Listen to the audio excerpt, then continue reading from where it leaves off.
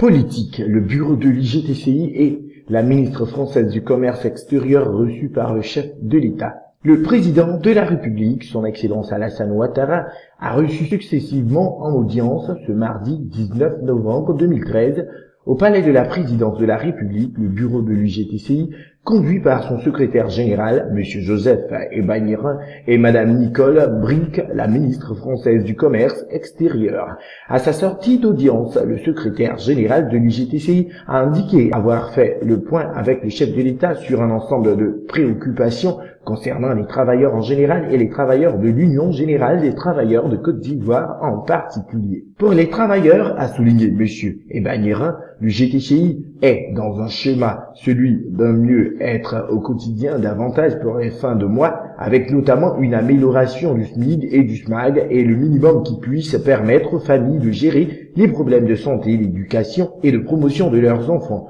Pour terminer, le secrétaire général de l'IGTCI a salué les progrès réalisés par la Côte d'Ivoire en termes de développement au cours de ces dernières années, notamment les grands chantiers d'infrastructures engagés à travers tout le pays, et a réaffirmé la volonté de son organisation d'apporter sa pierre à l'édifice de construction nationale. La ministre française du Commerce extérieur a pour sa part indiqué avoir évoqué avec le chef de l'État la présence économique française en Côte d'Ivoire et la signature de l'accord de partenariat économique APE sur la présence économique française en Côte d'Ivoire. Le président de la République a rappelé à cette occasion, selon elle, que non seulement la France était la bienvenue en Côte d'Ivoire au travers de ses entreprises, mais qu'elle pourrait être plus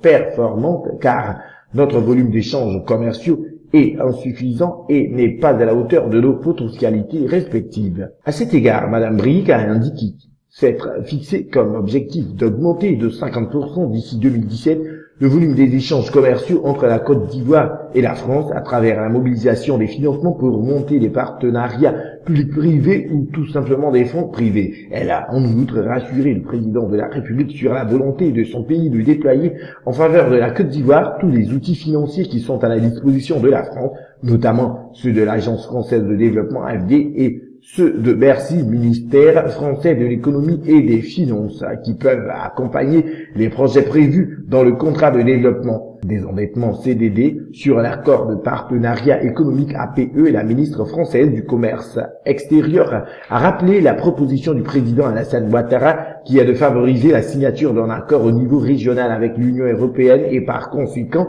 son opposition à un accord